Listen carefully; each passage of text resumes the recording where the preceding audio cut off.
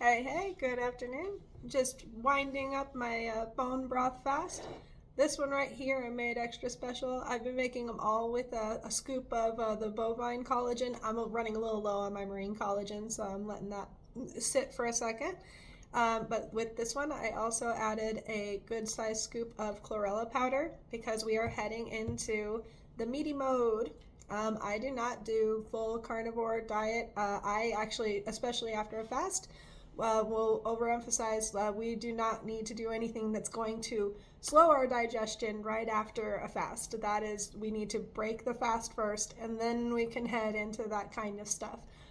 So that being said, dinner tonight will probably be just eggs. I'm probably just going to soft boil them. Honestly, I could fry them. I have beef tallow and everything I could use, but probably not. Probably just going to do soft boiled because I like soft boiled eggs. Honestly, that's the only reason. And then tomorrow we're going to go ahead and just kind of start with beef patties, and I'm going to go ahead and allow myself to have maybe some cottage cheese limited. It's possible that I don't think I'm going to do the yogurt during the meat section. Like I said, last node I did a little sloppy. I got a couple. There were a couple of times I just didn't have the right food around, and so I grabbed myself an oikos and mixed in some collagen for the extra 10 grams of protein, which turns it into 25 grams of protein, which is fantastic. You have two of those, throw some berries on top, and that's an impromptu lunch in my world. That's 5 minute break there, and sometimes that's all I have. So that's what I do when I have that. So I'm also during the meat mode, I also go ahead and add my bovine vitamins. It was a choice for me to leave these out of the broth mode. Honestly, I would take or leave that. I would say that these guys could probably be eaten on the fast too, the bone broth part, but I'm withholding that. Like I said, I'm trying to do a much cleaner node sweep for myself. Trying to think if there's anything else that's relevant. We're going to be doing chlorella powder and kale as our primary vegetables. The easier to digest kale is the red leaf kale. And so I like to get the organic red leaf kale. I pick mine up at Safeway because kale is on the Dirty Dozen list. It definitely gets sprayed with harsh chemicals. So my blueberries, my kale, those are without question organic. And I keep those. So we're going to be going into that, but not yet. For this specific node, there's no fruit. I'm going to leave the yogurt out. It is just going to be meat. Limited cheese. I do have little chunks of feta cheese, so I might have a bite of feta cheese every once in a while. And then the kale and the chlorella primarily. If I really hated kale, I would probably go for something more like broccoli or something that just, slightly lower on the sugar, but you want to get high on that fiber side so that you can kind of balance out the amount of protein. It's just a personal preference for me, especially since with node cycling, we are including fasts, whereas things like keto and the carnivore diet, they aren't. So you didn't do anything that would slow your metabolism. You didn't do anything that would hinder your metabolic rate. Sorry. That would cause it to need to be readjusted. So when we're out of our nodes, if you prefer keto, do keto if that's what works best for you, if carnivore works best for you, but we're in the nodes.